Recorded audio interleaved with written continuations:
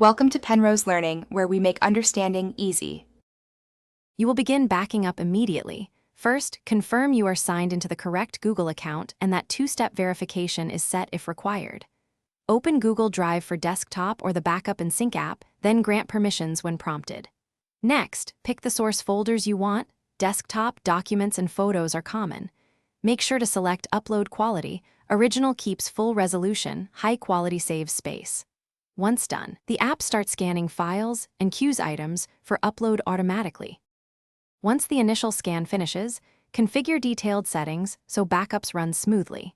Set upload speed limits to avoid saturating your connection and choose a schedule if you prefer off-peak hours.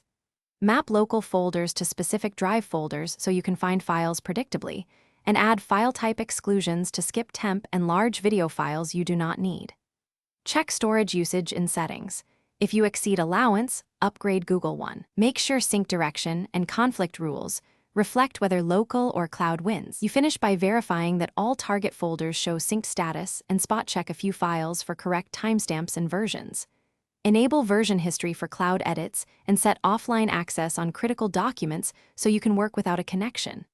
If syncing errors appear, first pause and resume the app, then clear its cache or relink your Google account. Also make sure firewall or antivirus isn't blocking the client. If problems persist, reboot. Then repeat the relink step so the client rebuilds its sync index. Thanks for watching. If this was helpful, leave a like and consider subscribing. See you next time.